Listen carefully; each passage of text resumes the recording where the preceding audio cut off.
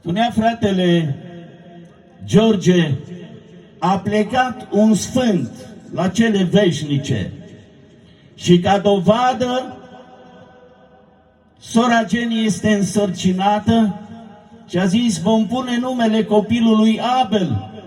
Asta înseamnă dragoste frățească. Asta înseamnă legătura păcii. Asta înseamnă dragoste frățească și iubire de oameni.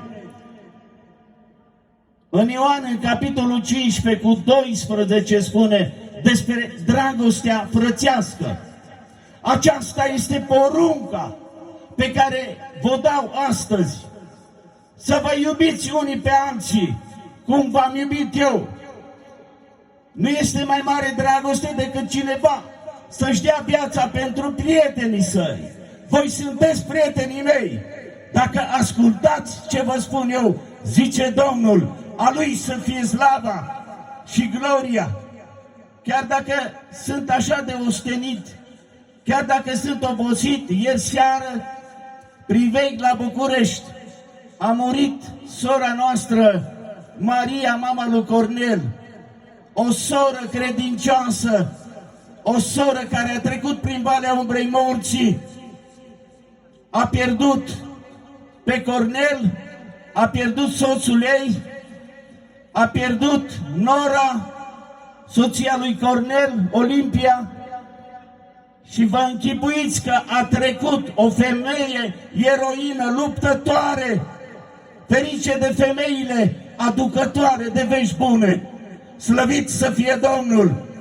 În seara aceasta vreau să vă spun cu tărie și mă adresez familiei lui Abel, având în privința aceasta cei care au mai rămas.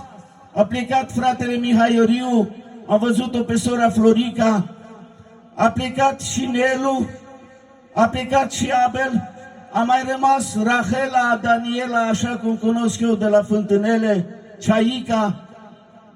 Au rămas în urma fratelui lor. Știu că despărțirea este foarte grea.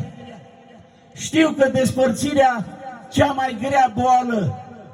Astăzi mergând acolo la cimitirul Pro-Rapid, ca să conducem pe cea care a fost o soră eroină, soția mea a plecat, eu am intrat în 8 ani, am cavou acolo la Pro-Rapid și m-am oprit și m-am așezat acolo la cavoul acela unde este ea. Și cu cine să vorbesc? Poate că unii spun că eu nu contest lucrul acesta și nu contrazic pe nimeni. Pentru că când pleacă cineva, să știți că este un lucru bun. Frații noștri care au trăit viața, care au dovedit pocăința autentică, pocăința adevărată, aceștia au un loc bun, se duc sub altar, au un loc bun. Dar să știți că toți sunt în adormire. Așa am cunoscut eu Evanghelia.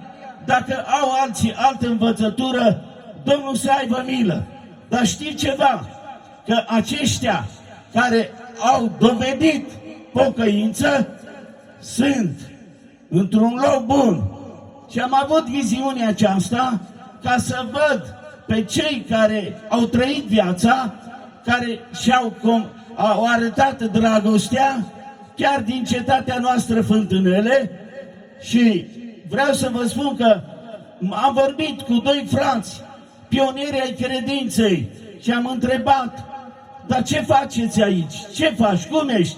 Sunt bine? Sunt într-un loc bun? Și pe al doilea am întrebat, cum ești? Sunt bine? Avea zâmbetul pe față. Asta pot să spun, lucrul acesta. Dar acolo la 1 Tesaloniceni 4:13 ne vorbește, nu voi, fraților, să fiți în necunoștință despre cei ce au adormit, de ce ei sunt în adormire.